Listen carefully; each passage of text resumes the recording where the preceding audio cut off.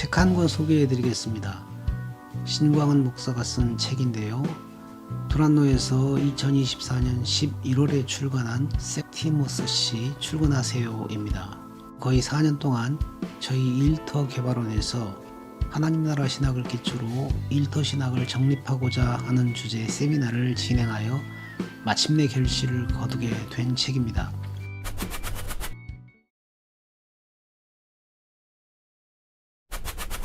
이 책은 총 9장으로 되어 있는데 그중 1, 2장은 소설 형식으로 되어 있습니다. 1세기 말경 로마의 외항 오스티아에서 곡물 운송업을 하는 코넬리우스와 그의 노예 셉티무스를 주인공으로 하는 소설입니다. 소설을 통해서 초대교회를 배경으로 어려운 일터 신학 내용을 조금 더 쉽게 이해할 수 있도록 구성했습니다. 셉티무스는 현대 크리스찬 직장인에 코르넬리우스는 크리스찬 사업가에 비유할 수 있습니다. 때문에 직장인이나 사업가 모두 자신의 상황과 대비해서 흥미있게 읽을 수 있을 것입니다. 이 두 사람은 독실한 크리스천이지만 이미 임한 하나님 나라의 차원과 아직 완성되지 않은 하나님 나라의 차원 사이에서 헤매는 모습을 보여줍니다. 이를 통해서 현대 크리스찬이 이미와 아직 사이에서 균형을 잡는 것이 왜 중요한지를 깨닫게 해줍니다.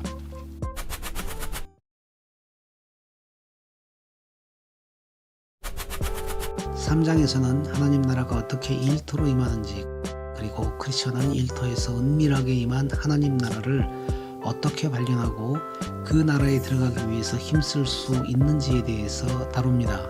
사실 이 책은 하나님 나라가 땅으로 임할 때의 속편의 성격을 가지는데 그 속편의 성격을 3장이 가장 잘 보여주고 있습니다. 3장에서는 여러가지 예화를 가져오고 있습니다. 가령 여호와 동감에서 소은이가 고장난 무전기로 미래와 튜닝되는 상황을 예로 듭니다.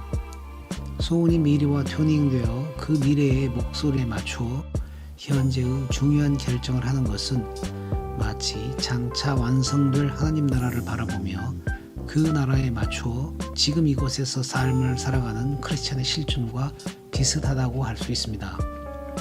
또한 영화 터미네이터 시리즈에서 미래에서 온 전사 카일 리스를 예로 듭니다.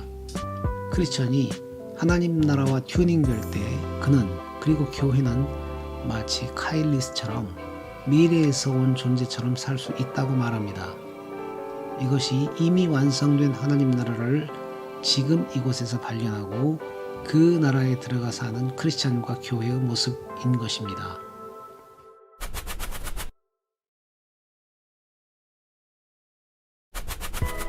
4장에서는 소명론에 대해서 다루고 있는데요. 21세기 들어서 시급하게 다시 생각해 보아야 할 성경의 주제 중 하나가 바로 소명이라는 점을 부각하고 있습니다. 전통적인 가톨릭 교회에서는 소명을 이원론적으로 바라보는 경향이 있습니다. 반면에 종교개혁 이후 개신교에서는 오스 기니스가 소명이라는 책에서 개신교회의 왜곡이라고 했던 오류를 범하고 있는데요. 이를 순진한 이론론의 오류라고 할 수 있습니다. 4장은 그 문제를 다룹니다.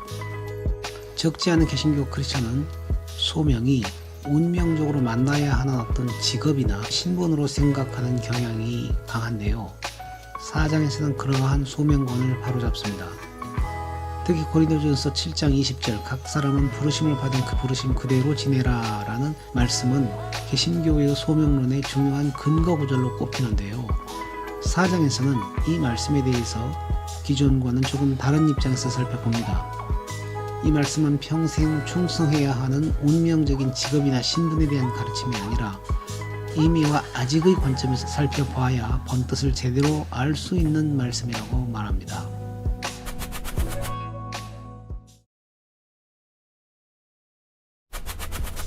(5장부터) (9장까지는) 이 책의 참신한 주장과 만나볼 수 있습니다. 이 책은 이 땅에서 크리스천이 하는 일을 왕업, 생업, 죄업의 범주로 구분하고 있습니다. 그리고 5, 6장은 왕업, 생업, 죄업의 기원과 궁극적 운명에 대해서 다룹니다. 사실 우리가 이 땅에서 하는 일 중에 죄업, 즉 죄악된 일이 있다는 얘기는 새로울 것이 없습니다. 그런데 크리스천이 하는 일에 왕업과 생업이라는 이 중에 범주가 동시에 있다고 하는 주장은 상당히 새롭습니다. 오랫동안 크리스천은 이 땅에서 하는 일을 먹고 살기 위해서 하는 세속적인 일, 곧 생업의 관점으로만 보아왔는데요. 그런데 이는 자칫 이원론에 빠져들 수 있습니다. 이를 긍정적으로 평가하는 개신교회에서는 이를 그 자체로 예배요, 영적인 활동으로 보는 흐름이 있었는데요. 이는 이 일을 왕업으로 동일시하는 무리라고 할 수 있습니다. 이 책은 이 일의 두 가지 차원을 건강하게 구분해야 한다고 주장합니다. 생업과 왕업의 범주 구분에 대해서는 아마도 논쟁의 여지가 있을 것으로 예상됩니다.